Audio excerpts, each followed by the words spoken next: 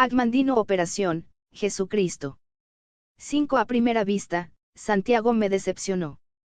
Al ver a los dos amigos abrazándose, era difícil comprender que José de Arimatea, el jefe poderoso de una caravana de mercaderes, ricamente ataviado, rindiera homenaje a ese individuo tan poco impresionante cuyo aspecto insignificante y miserable no se acercaba, ni con mucho, a la imagen que de él me había forjado en la mente.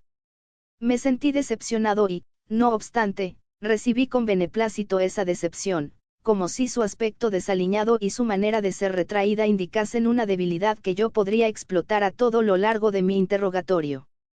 Debí haberlo sabido, he andado por allí demasiado tiempo para dejarme llevar por una primera impresión, pero aún así, lo sigo haciendo.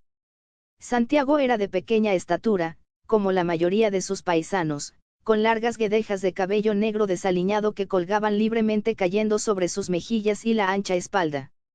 Su rostro oscuro y cuadrado, dominado por una frente amplia que sobresalía sobre unas cejas espesas y ojos de un tono café claro, estaba enmarcado por una luenga barba descuidada, que relucía debido a la transpiración, y que cubría parcialmente un tórax tan amplio como un barril.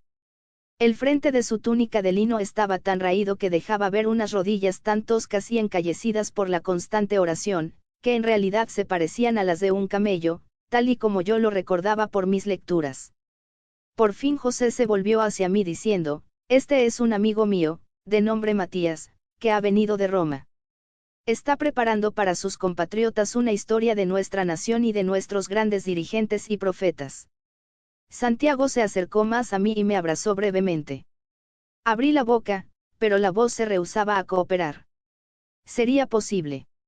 En realidad me encontraba en el templo construido por Herodes, y era el hermano de Jesús quien había colocado sus manos alrededor de mi persona. Ahora que nos encontrábamos a corta distancia, era obvio que este hombre estaba al borde del agotamiento después del sermón tan prolongado y vigoroso que acababa de dar al pueblo. Sus ojos estaban inyectados con sangre y cerraba con frecuencia sus párpados hinchados, como si necesitara de un gran esfuerzo para mantenerlos abiertos. Aún así, sonrió cordialmente y dijo, «La paz sea contigo, Matías, y con tu obra». Otra historia para que la poderosa águila romana mastique. La obra grandiosa de Livio fue suficiente para Augusto, ¿acaso Tiberio quiere más? Me sentí como un colegial de primer año, con la lengua atada tratando de decir su parlamento en una obra representada en el salón de clases, y la pregunta no era cómo para aumentar la confianza en mí mismo. ¿Cómo era posible que este Galileo rústico y supuestamente inculto supiera algo acerca del mejor historiador de Roma? Le expliqué que la obra suprema de Livio trataba primordialmente de la ciudad de Roma desde la época de su fundación, pero que había una necesidad poderosa de narrar la historia de los otros grandes pueblos que ahora formaban parte del imperio, y que yo había escogido a las provincias de Oriente para mi proyecto. Pero, ¿cómo puedo ayudarte? Si lo que buscas es la auténtica historia de nuestra nación y de nuestros profetas, te sugeriría que hablaras con ellos, me dijo, señalando hacia el templo. Me volví a mirar a José, quien movió la cabeza en señal de aliento. Tú eres el hermano asterisco de Jesús, ¿no es así? Santiago ladeó la cabeza y se me quedó mirando hasta que empecé a sentirme incómodo. Sí, lo soy. Quisiera saber todo lo concerniente a Jesús. ¿Por qué? Preguntó mientras sus ojos fatigados recorrían de arriba a abajo la franja púrpura de mi túnica. Jesús jamás fue rey, ni general, nunca ganó una batalla ni encabezó un gobierno, ni tampoco escribió asterisco la palabra hermano en hebreo, y en arameo tiene un significado diferente del que nosotros le damos, pues además de los hermanos incluye a los primos y sobrinos. Esto se debe a que hebreo y arameo carecen de denominaciones exactas para estos últimos parentescos. CF Gen 13, 8, 141 14, Elvi 10, 4, JN 1, 41. 35 Agmandino Operación, Jesucristo. Un discurso erudito. ¿Por qué tú, oh Roma para el caso, se preocupan por él? Perdóname, pero he escuchado muchas historias acerca de Jesús, historias que no he podido aceptar, especialmente el rumor de que resucitó de entre los muertos al tercer día después de su crucifixión. Como las autoridades romanas estuvieron implicadas en su ejecución, me parece que esto cae dentro de mis dominios, como ciudadano y como escritor, a fin de enterarme de la verdad acerca de este hombre, ya que la vida de tu hermano sigue siendo un enigma para muchos. Hice una pausa para aclarar la garganta. Tanto José como Santiago permanecieron silenciosos, así que continué: yo no llevo el yugo del César, no estoy aquí para encubrir acontecimientos del pasado, como los jornaleros encalan las fachadas de los edificios para ocultar viejas huellas del tiempo. No busco otra cosa que no sea la verdad acerca de Jesús, y como hermano suyo, tú estás en una posición única para proporcionarme información que sería imposible obtener de cualquier fuente. Estás en disposición de prestarme tu ayuda, Santiago. Mi voz temblaba, pero no podía evitarlo. Sintiéndome absolutamente impotente, esperé su reacción, seguro de que podría presentar mi caso en una forma un poco más diplomática si me concedieran una segunda oportunidad. Santiago me fulminó con la mirada y sentí que el corazón se me iba hasta los talones. Después, con un quejido, dio la vuelta y cojeó lentamente hasta la banca sombreada y con la mano me señaló el sitio a su lado, diciendo: ven a sentarte, Matías. Sospecho que lo que tienes en mente se llevará mucho tiempo y mis huesos ya están muy fatigados. Experimenté un impulso de saltar de alegría, lo cual seguramente se reflejó en mi rostro, pero la mirada severa de José me calmó rápidamente, me acompañó hasta la banca y tomó asiento al otro lado de Santiago, mientras Shem seguía caminando de un lado a otro en las cercanías. Su presencia imponente era una perfecta barrera para cualquier extraño que quisiera aproximarse demasiado a nosotros. Tenía muy pocas esperanzas de que Santiago pudiera decirme algo sobre los últimos días de la vida de Jesús, o del lugar en donde hubieran ocultado su cadáver. Por lo que había leído, él se encontraba en Nazaret durante esa última semana fatídica, y lo que me dijera lo sabría solo de oídas. Yo únicamente quería relatos de fuentes originales. Sin embargo, siguiendo los planes de mi comisión ficticia, tenía necesidad de enterarme de los antecedentes de los primeros años, no solo para tener una imagen completa de Jesús, sino también para escudriñar entre los acontecimientos de su juventud, con la esperanza de poder encontrar algún indicio que me ayudara a comprender mejor sus motivaciones y acciones posteriores, acciones que lo llevaron inexorablemente a la cruz, un destino que podía haber evitado con facilidad. Adelante con tus preguntas, historiador, me apremió Santiago. Ya que Dios siempre es mi testigo, puedes estar seguro de que no te mentiré. Exhalé y empecé en una forma tan trillada como cualquier detective o reportero novato. ¿Qué edad tienes? Estoy en el año número 39 de mi vida. Según mis informes, tus padres ya fallecieron. Santiago asintió, estrechando suavemente sus manos sobre las rodillas. Mi padre murió hace ya muchos años, y mi amadísima madre fue llevada a la tumba, aquí en Jerusalén, hace solamente un año. ¿Tienes otros hermanos y hermanas? 3 hermanos, que aún viven, y 2 hermanas. Se encuentran todavía en Nazaret. O en sus alrededores. Jesús era el primogénito, ¿no es verdad? 36 Agmandino Operación, Jesucristo. Los ojos de Santiago se abrieron sorprendidos de que yo estuviera enterado de un detalle que relativamente carecía de importancia, pero asintió, replicando: sí, era 3 años mayor que yo. Podía darme cuenta de que ya estaba más tranquilo y gradualmente había bajado la guardia. Ahora me correspondía a mí hacer que siguiera hablando, incitándolo en el menor grado posible, así la verdad siempre surge con mayor rapidez a la superficie, por lo que le pedí que me contara todo lo que podía recordar de los primeros años de Jesús. Hay muy poco que decir. La profesión de nuestro padre era de náugara, es decir, construía muchas cosas con madera y piedra, y tanto Jesús como yo trabajamos con él como aprendices. Cuando no asistíamos a la escuela, siempre estábamos con nuestro padre, en su taller o en cualquier otro lugar de la aldea o la campiña, reparando un tejado o un arado, y en ocasiones hasta construyendo alguna casa.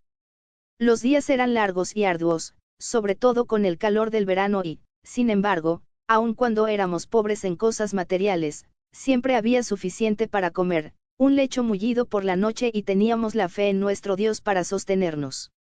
En verdad, como a menudo decía nuestra madre, éramos más ricos y más felices que Herodes. Tu familia no se mudó a Nazaret sino hasta después del nacimiento de Jesús. ¿Por qué fueron a vivir allí? No sé por qué escogieron Nazaret, excepto que mi padre no sentía ningún amor por la tierra o la gente de aquí, en el sur. A menudo lo escuchamos decir que era más fácil cultivar todo un bosque de olivos en Galilea que criar un niño en Judea. Decidí embromarlo un poco, esperando que se relajara aún más. Pero Santiago, no es verdad que cuando los de Jerusalén hablan de los galileos, hablan de ellos como de tontos. Santiago rió por primera vez. Peor que eso, Matías, se ha sabido que han llegado hasta a preguntar si alguna vez ha salido algo bueno de nuestra aldea de Nazaret. En lo referente a la educación formal de Jesús, Santiago me explicó que la escuela de la sinagoga era obligatoria para todos los niños desde los 6 años de edad. Allí se les enseñaban los pergaminos de la ley y la historia de su pueblo, hasta que llegaban a los 10 años de edad, después de lo cual estudiaban la Misná, o ley tradicional, durante 5 años. Después de los 15 años de edad, ¿qué enseñanzas recibió Jesús? Ninguna, excepto la que él mismo se impartía estudiando las sagradas escrituras siempre que no estaba ocupado con la lesna o la sierra, o con el mazo y el cincel. Jesús desempeñaba el trabajo de dos, ya que la salud de mi padre no era muy buena, y para la familia hubiera significado muchas penurias si asistía a las escuelas más avanzadas de los rabíes. Entonces falleció mi padre, y Jesús, como el primogénito, se convirtió en la cabeza de la familia, encargándose de alimentarnos, vestirnos y proporcionarnos abrigo con su trabajo, desde el amanecer hasta la puesta del sol. Traté de sondear un poco más. Durante esos primeros años, ¿cuál era el comportamiento de tu hermano cuando se encontraba cerca de alguien que estuviera inválido o enfermo en su aldea?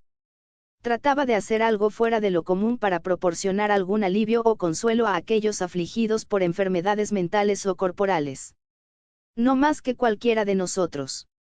Nazaret es un lugar muy pequeño y todos somos custodios de nuestros semejantes.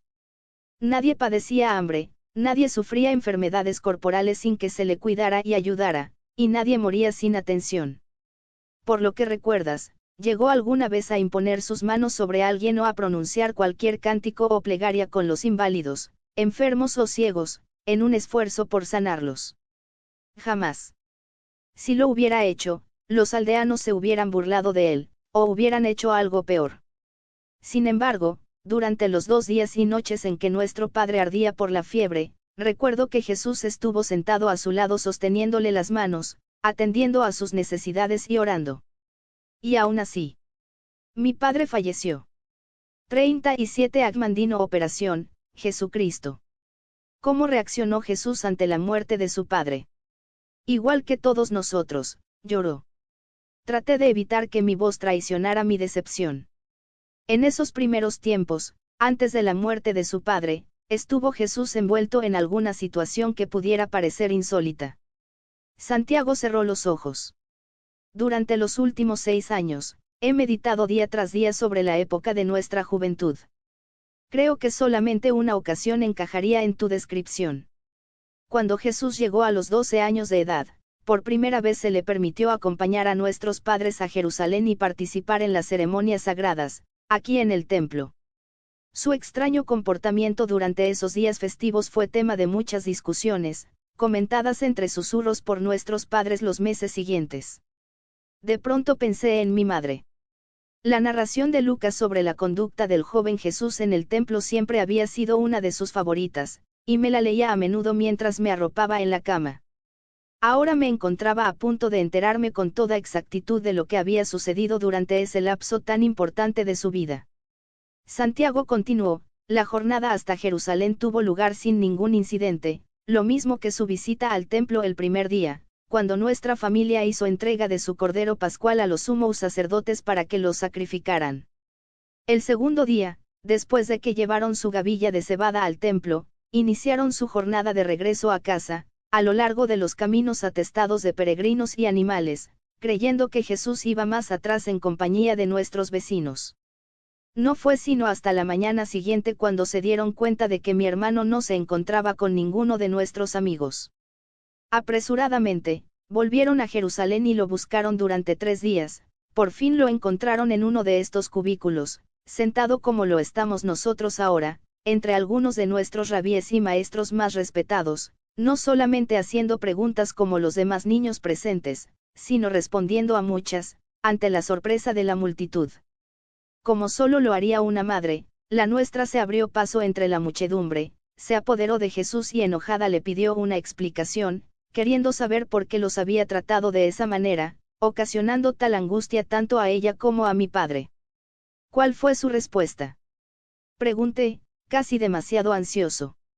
Jamás lo sabremos con certeza, nunca volvió a discutirse abiertamente ese incidente en nuestro hogar, pero justo antes de su muerte, mi madre me confió algunos de los detalles en la mejor forma que podía recordar.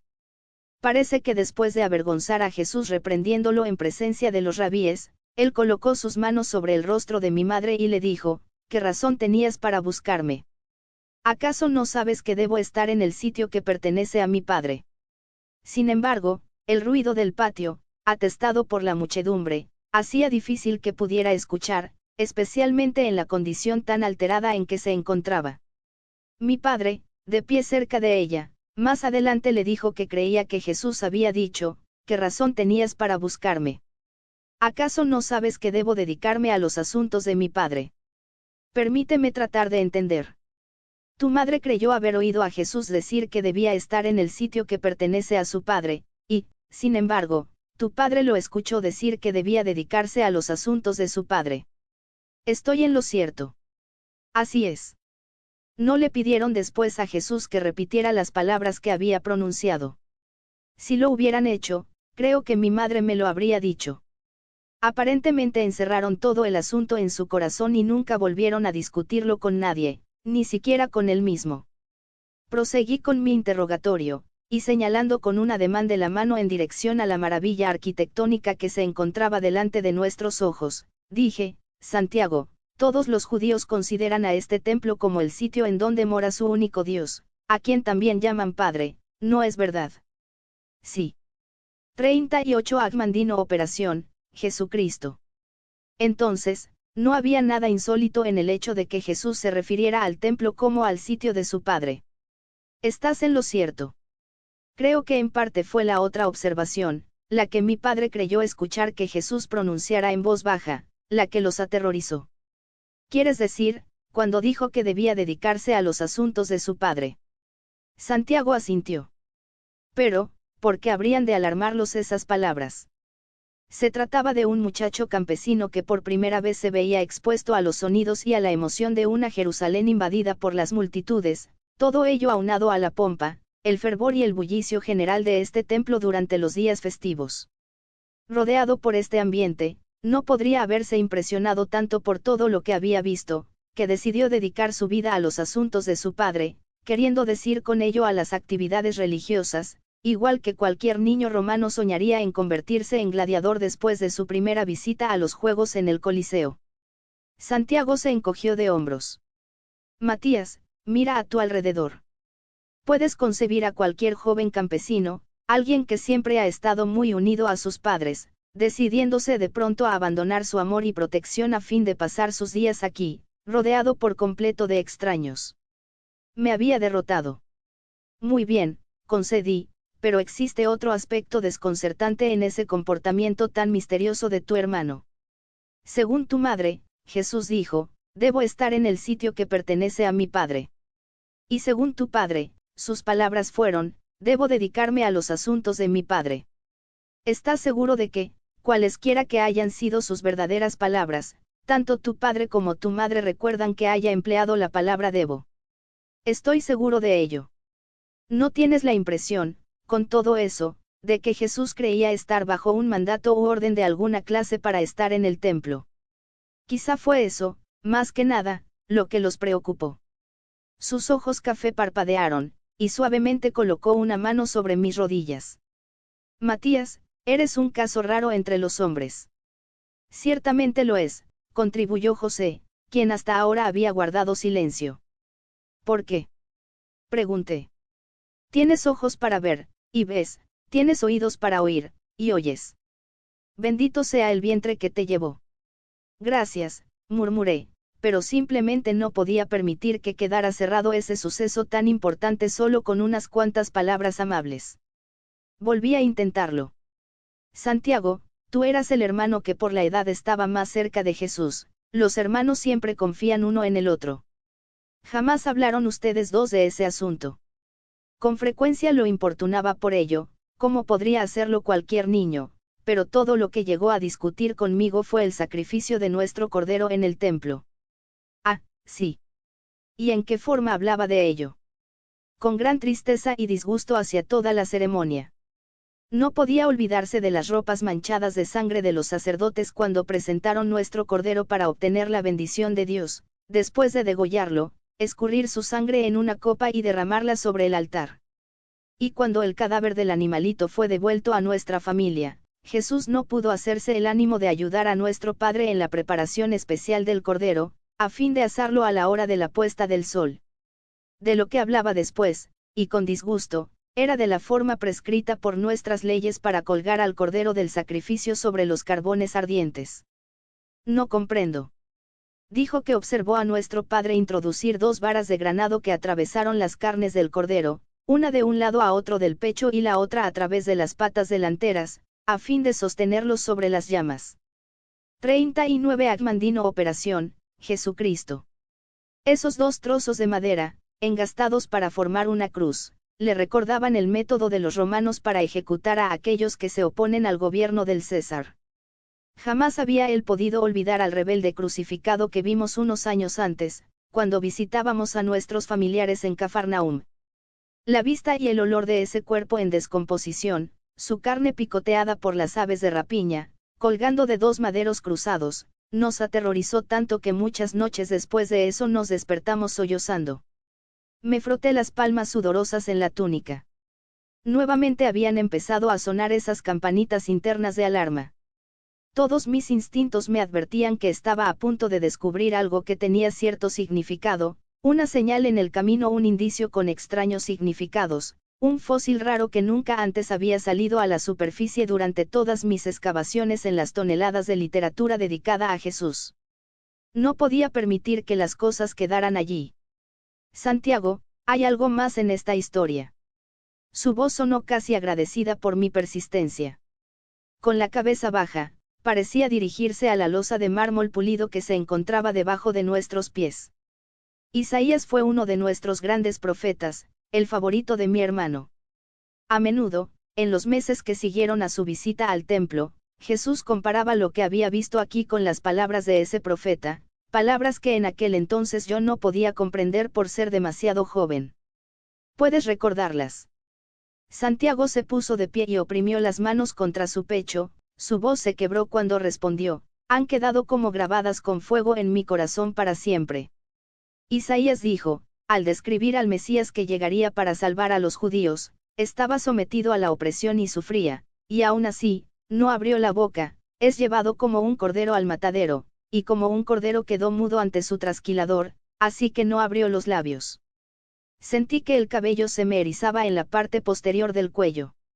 Santiago, ¿acaso estaba comparando al cordero del sacrificio ofrecido por tu familia, con una crucifixión romana, y también con la descripción del Mesías judío, hecha por Isaías? No hubo respuesta, y con muy buenas razones. Santiago, el hombre austero, osado, respetado y temido por toda clase de hombres, había sepultado su rostro entre las manos y sollozaba. José se puso de pie de un salto y rodeó con sus brazos a su acongojado amigo, mientras Shem contemplaba la escena mirándome nuevamente con una expresión amenazadora. No habían transcurrido sino unos cuantos minutos cuando Santiago y José volvieron a la banca. Estaba a punto de disculparme, pero la mirada orgullosa y desafiante que apareció en el rostro de Santiago me advirtió que sería más prudente ignorar lo que había sucedido y seguir adelante. Jesús nunca llegó a tomar esposa. Su voz se volvía cada vez más áspera.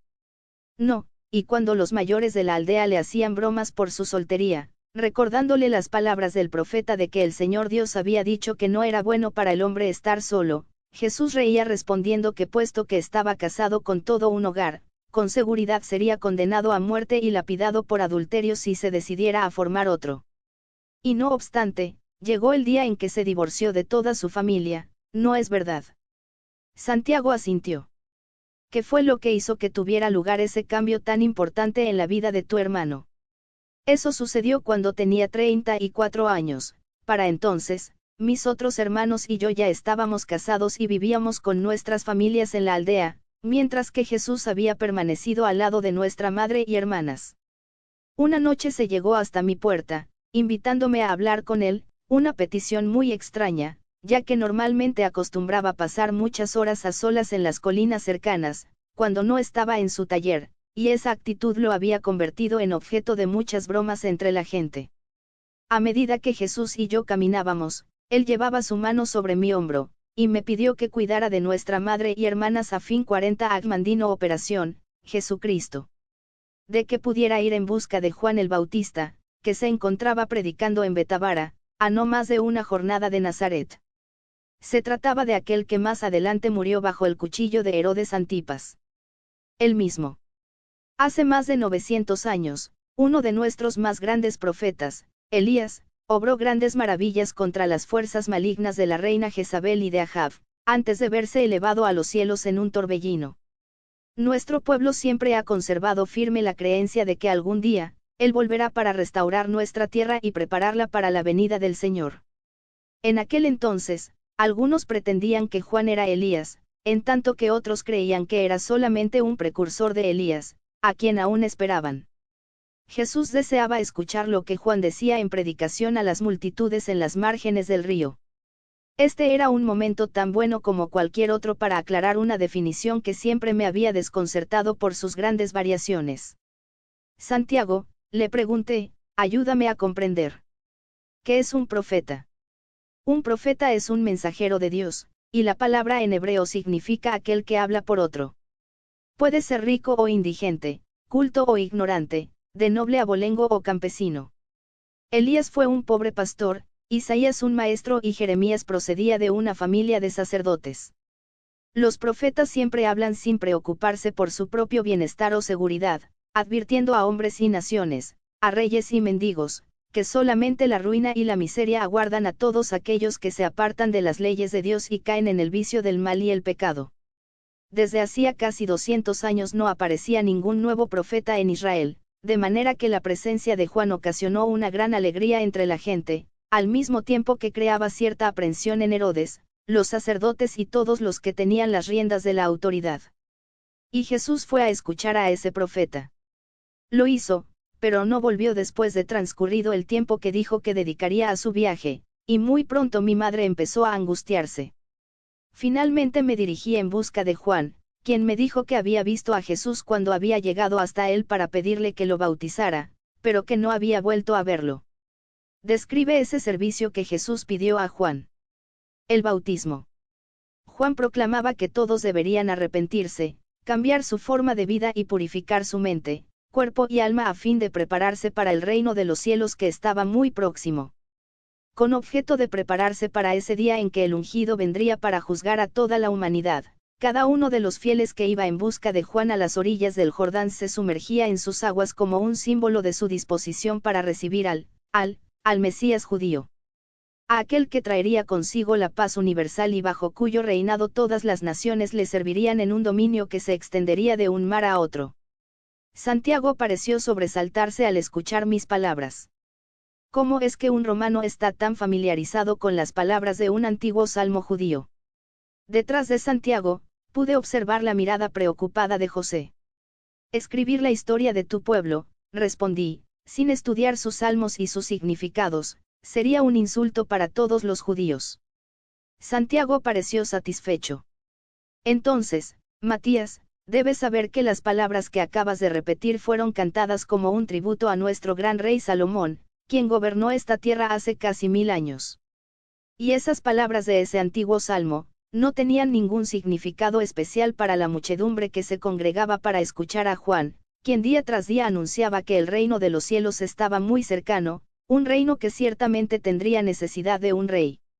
Sabía cómo controlarse, en vez de ofenderse por mi sarcasmo tan obvio, simplemente alzó sus anchos hombros y replicó, ¿quién puede llegar a saber jamás lo que hay en el corazón y en la mente de un pueblo oprimido? Y, Por fin, volvió Jesús a su hogar después de su peregrinación. 41 Agmandino Operación, Jesucristo.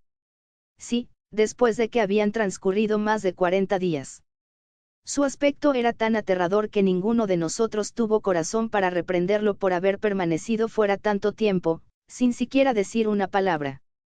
Sus ropas estaban cubiertas de cardos y completamente desgarradas, su cabello estaba enmarañado, su rostro y sus manos estaban casi negros por las quemaduras del sol, sus ojos eran dos ascuas y su cuerpo estaba tan delgado que apenas pudimos reconocerlo.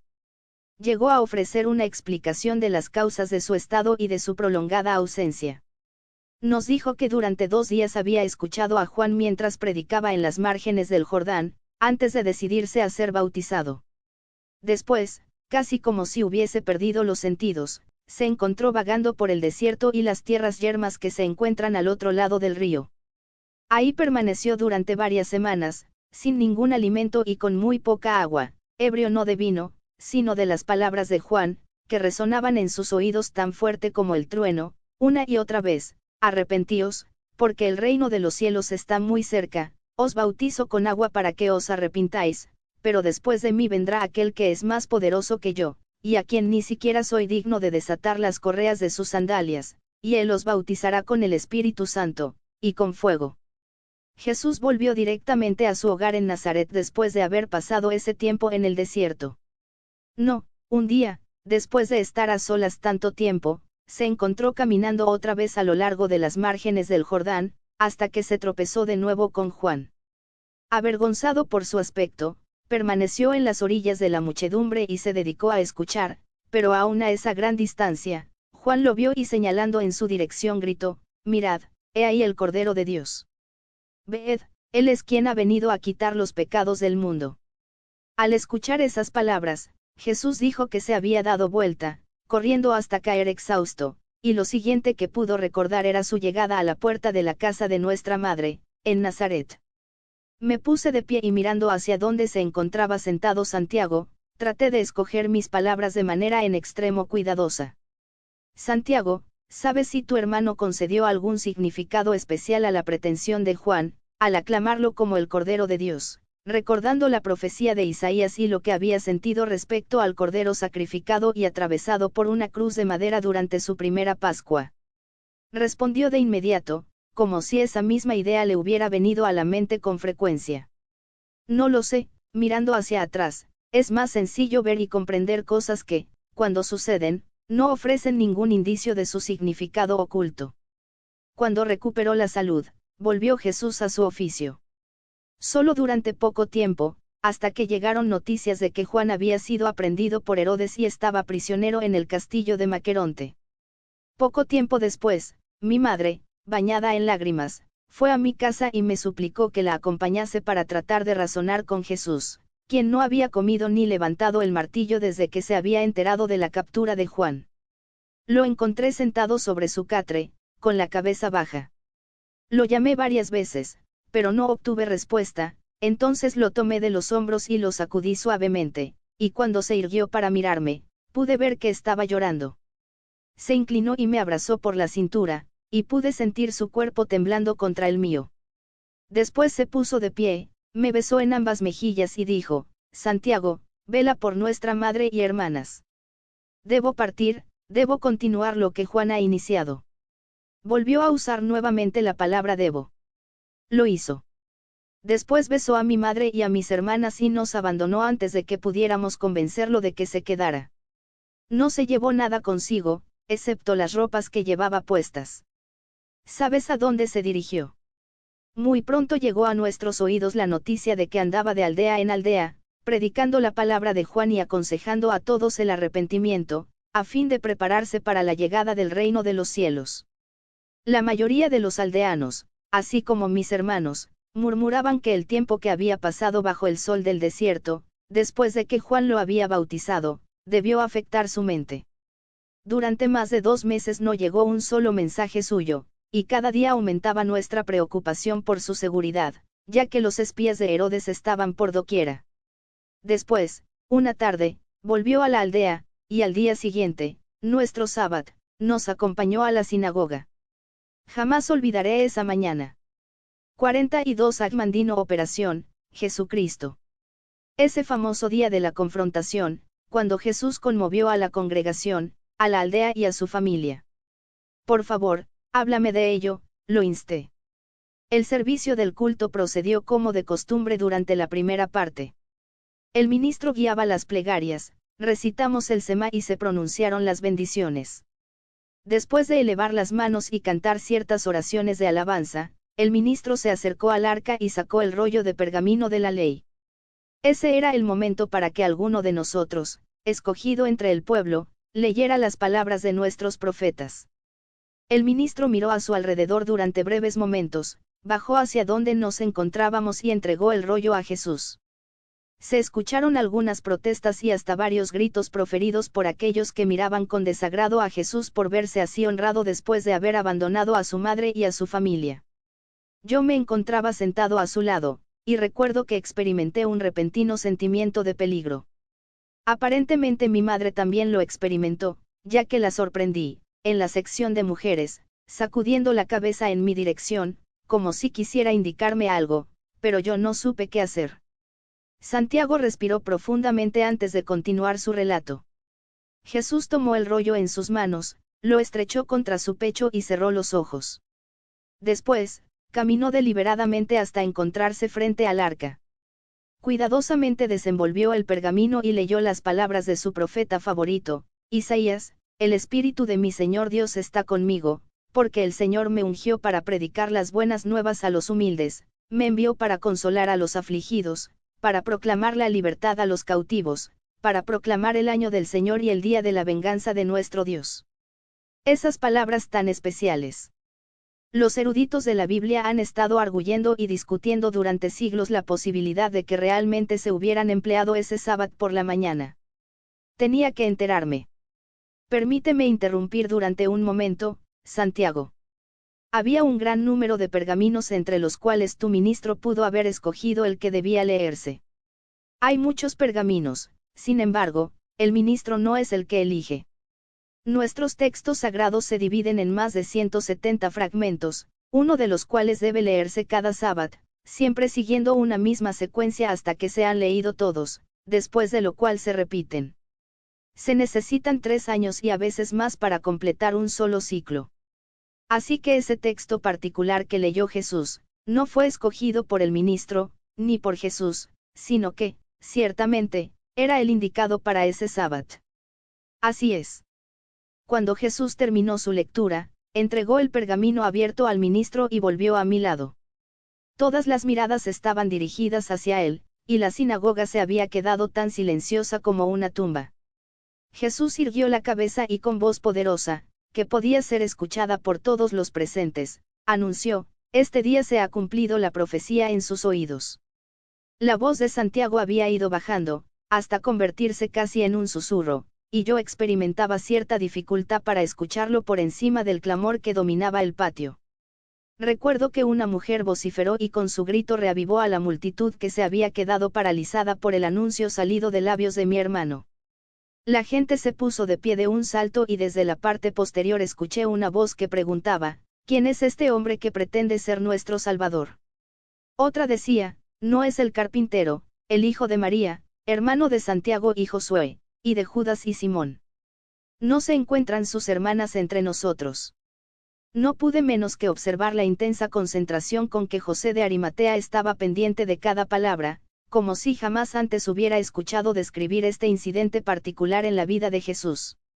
¿Y qué hizo Jesús?, preguntó ansioso. Entonces me miró y murmuró: lo siento. Santiago sonrió al anciano y continuó. Jesús seguía de pie, y aun cuando no me atrevía a mirarlo, pude escuchar su voz profunda, vigorosa y sin temor. Un profeta no es honrado en su propio país, o entre los suyos, ni en su propia casa. Sus palabras me sobresaltaron y enojaron a la vez, a todos nos había incluido en su condena. De pronto, la gente se lanzó sobre él, arrojándome al suelo. Cuando se apoderaba de mi hermano, todavía pude escuchar que gritaba algo acerca de nuestros profetas Elías y Eliseo, y sus palabras parecían incitar aún más a la multitud. Mientras todavía me encontraba arrodillado, lo vi liberarse de muchas manos y correr detrás del arca. Después desapareció. 43 Agmandino Operación, Jesucristo. Cruzando la puerta trasera, con la muchedumbre persiguiéndolo. Me apresuré a ir al lado de mi madre, quien había sufrido un colapso, la levanté en mis brazos y la llevé de vuelta a casa. Después nos enteramos de que la muchedumbre había tratado de arrojar a Jesús desde el despeñadero que se encontraba al borde de nuestra aldea, pero que él había logrado escapar. Fingí ignorancia. ¿Qué fue exactamente lo que dijo Jesús para ofenderlos hasta el grado de que trataran de quitarle la vida? Santiago respiró con fuerza y se oprimió las manos. Era uno de nosotros, un hombre común de la tierra, que se ganaba el pan cotidiano con el sudor de su frente y los músculos de su espalda. Había crecido en Nazaret, jugado en nuestras calles y la única educación que había recibido era de los aldeanos mismos, en nuestra pequeña sinagoga que ni siquiera tenía un rabí. ¿Cómo era posible que aceptaran su atroz anuncio de que Dios lo había ungido, entre todos los hombres grandes y sabios de Israel, para ser su mensajero especial de libertad y venganza, el Mesías? ¿Y tú? Pregunté. ¿Creíste que él era algo especial? Si no el Mesías, cuando menos, tal vez un profeta, como Juan o Elías o los otros que habían venido antes. No, Jesús era mi hermano, a quien yo siempre había amado y respetado, por lo menos hasta esa mañana, cuando nos increpó a todos. Entonces, me alegré de haberme librado de él, a pesar de la angustia de mi madre, cuando huyó. Más adelante, tú, o alguien de tu familia, fue alguna vez a oírlo predicar cuando recorría toda Galilea. Solamente una vez, después de que recibimos la visita de 4 representantes de la ley, llamados fariseos, que venían enviados del templo de aquí. Hicieron muchas preguntas acerca de Jesús, igual que tú lo has hecho hoy, y sentimos temor de que aun si Herodes no hacía nada en su contra, ahora existía un nuevo peligro, el de verse llamado para explicar sus palabras y sus acciones ante el Sanedrín, nuestra principal corte de justicia. Aun cuando el Sanedrín no tiene ninguna autoridad en Galilea, solo aquí en la provincia de Judea, mi madre estaba desesperada por advertir a Jesús que se encontraba en graves problemas. Cuando nos enteramos de que se encontraba en la cercana ciudad de Cafarnaúm, su voluntad prevaleció sobre la mía y la de mi hermano, y nos pidió que la acompañásemos a ese lugar, a fin de suplicarle que volviera a casa antes de que fuera demasiado tarde. Otra escena famosa que se había discutido, predicado y torcido para adaptarse a diversos puntos de vista, con tanta frecuencia en el transcurso de los años, que había perdido todo sentido de realidad. ¿Reaccionó Jesús ante su advertencia? Pregunté. Ni siquiera aceptó vernos. Se encontraba predicando en una casa que estaba tan llena de pescadores y de pobres de las calles y del puerto que la muchedumbre se apiñaba en el patio, de manera que no pudimos entrar. Cuando le envié a decir que su madre y hermanos estaban afuera, replicó en una voz que todos pudimos escuchar: ¿quiénes son mi madre y mis hermanos? He aquí están mi madre y mis hermanos, ya que todo aquel que cumple la voluntad de Dios es mi hermano y mi hermana y mi madre. Esa vez, mi madre ya no lloró, me tomó del brazo y dijo: volvamos a casa. ¿Alguna vez regresó Jesús a Nazaret? Solamente una vez más. Pasó por la aldea para saludar a mi madre, varios meses después. Para entonces, ya había reunido un pequeño grupo de discípulos, que iban con él. ¿Cómo fue recibido por tu familia? Como siempre, mi madre y mis hermanas lo trataron con un cuidado, amor y atención especiales, en tanto que mis hermanos y yo, cuando las mujeres no estaban presentes, no le mostrábamos sino una gran falta de respeto. Lo ridiculizábamos, diciéndole que habíamos escuchado numerosas historias de la forma en que hacía milagros, sanando a los paralíticos, devolviendo la vista a los ciegos y aún arrojando a los espíritus malignos. Le decíamos que no creíamos en esas historias y aún llegamos a desafiarlo, diciendo que si en verdad podía hacer esas cosas tan maravillosas, no debería mantenerlas en secreto y actuar en las aldeas más pequeñas, sino que debía ir a Jerusalén para que las grandes muchedumbres, así como los sacerdotes del templo, pudiesen presenciar sus obras tan extraordinarias y saber que hablaba como un verdadero profeta de Dios. 44 Agmandino Operación, Jesucristo. ¿Y qué les respondía Jesús? Su única respuesta era que su tiempo aún no había llegado. Nos reímos y lo escarnecimos, dejándolo solo. Ahora nos acercábamos a la pregunta más importante que Santiago escucharía de mis labios. Di unos pasos para volver a mi asiento, pero en vez de hacerlo, por alguna razón inexplicable flexioné una pierna y quedé arrodillado frente a él, colocando audazmente ambas manos sobre sus rodillas. Santiago, creo que dijiste que estabas casado en esa época. De no haber tenido responsabilidades familiares, hubieras considerado la posibilidad de unirte al grupo de tu hermano. No. Bramó, y su voz se escuchó como cuando se encontraba en lo alto de la plataforma. Mientras que yo me esforzaba, lo más que podía, en llevar una vida dentro de las leyes y de nuestra Tore y en practicar los preceptos de nuestros profetas, Jesús, según aquellos que lo habían visto y escuchado, transgredía abiertamente algunas de nuestras leyes más sagradas. Comía y bebía en compañía de publicanos y mujeres públicas, violaba desdeñosamente nuestro sábado, se mofaba de nuestros grandes escribas y de la sabiduría de los fariseos, no se lavaba las manos antes de partir el pan y, lo peor de todo, se atrevía a perdonar a los pecadores. Ni siquiera Moisés, Abraham o Elías tenían ese poder. Solamente nuestro Padre que está en el cielo tiene el poder de quitar la maldición del pecado. Yo estaba convencido de que Jesús seguía una senda que lo conduciría a su vergüenza y destrucción, y no quería tener parte en ello. Las gotas de sudor caían de la frente de Santiago sobre mis manos. Su labio inferior temblaba y su frente se veía plegada por profundos surcos de angustia. Casi sentí odio por mí mismo por haberlo sometido a la tortura de sus recuerdos, que soportaba de buen grado como si fuera una especie de penitencia. Jamás viste a tu hermano resucitar a alguien de entre los muertos, o aliviar de la ceguera, o hacer que un paralítico volviera a caminar o sanar a un leproso, como otros pretenden que lo hizo. Jamás. Nunca lo viste ejecutar algo que pudiera considerarse un milagro, algo contrario a las leyes normales de la naturaleza. No. ¿Alguna vez lo oíste asegurar que era el Mesías, ese Salvador y Rey de los judíos por quien esperan todos ustedes? No. ¿Lo escuchaste alguna vez decir que era el Hijo de Dios? No. ¿No estabas a su lado durante esa última semana en Jerusalén, antes de su ejecución? No, me encontraba en Nazaret con nuestra familia. Entonces, ¿no estabas con él en el huerto, la noche en que fue hecho prisionero? No. ¿No estabas presente cuando fue juzgado y condenado a muerte por el respetable jurado de eminentes ciudadanos, por el Sanedrín? No. ¿No te encontrabas en medio de la muchedumbre, allí, en el patio de la fortaleza Antonia, la mañana en que Pilato lo juzgó, lo mandó azotar y lo condenó a morir en la cruz? No. ¿No fuiste testigo de su crucifixión? No, sollozó. ¿No ayudaste a este hombre, a José, a darle sepultura? 45 Agmandino Operación, Jesucristo. No. Tomé sus dos manos y lo miré directamente a los ojos. Y, sin embargo, aún ahora, en este patio, los seguidores de tu hermano se reúnen y cada día hay un mayor número, multiplicándose con mayor rapidez que las moscas.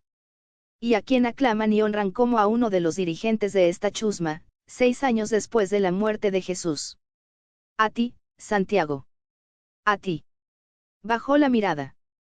Cuando tu hermano levantaba al pueblo y quebrantaba las leyes, tú te sentías tan avergonzado de él que no querías tener nada que ver con lo que hacía, pero, desde su crucifixión, te has arriesgado al mismo castigo que él recibió, predicando su filosofía en las calles y aún aquí, en tu templo, en las mismas narices de quienes lo juzgaron y lo condenaron. Te rehusaste a unirte a él mientras vivió y predicó, según dijiste, porque estabas convencido de que seguía una senda que lo conduciría a la vergüenza y destrucción. ¿Por qué ahora tú estás siguiendo esa misma senda, Santiago? No obtuve respuesta. ¿Por qué, Santiago? Mi pregunta volvió a quedar sin respuesta. Cerré los ojos sintiéndome frustrado. Santiago ya había soportado demasiado en los años que llevaba en Jerusalén como para sentirse intimidado por un simple escritor, cuando la omnipresente amenaza de las espadas romanas y de los preceptos de los sacerdotes no lo habían afectado. De pronto sentí sus dos manos sobre mi cabeza, con sus poderosos pulgares acariciando mi cuello como si fuera un niño. Cuando abrí los ojos, los suyos estaban solo a unos cuantos centímetros de distancia. No había el más ligero rastro de enojo o de odio en su rostro de líneas fatigadas por el largo interrogatorio padecido, solamente había compasión. Matías, en verdad no has hecho todas esas preguntas por un simple libro de historia, ¿o sí? Podría ser que tu propia tranquilidad espiritual y mental dependan de mi respuesta. Podía sentir la sangre latiendo en mis mejillas, traté de responder, pero no pude hacerlo. Matías, ¿tienes intención de interrogar a otros acerca de Jesús? Asentí. Muy bien. Volveremos a vernos, tú y yo, después de que hayas acabado de hablar con todos ellos. Para entonces, estoy seguro de que podrás comprender muchas más cosas que ahora, y también estarás más preparado para mi respuesta a tu última pregunta. Me besó en la frente, me soltó y se volvió para abrazar a José. Después se alejó, pero no antes de volverse y gritar, por encima del tumulto que lo rodeaba, una sola palabra. Mispe. El Señor vigile entre tú y yo cuando estamos separados uno del otro. Emocionalmente exhausto, me volví hacia el anciano de Arimatea y le dije, José, por favor, llévame a casa. 46.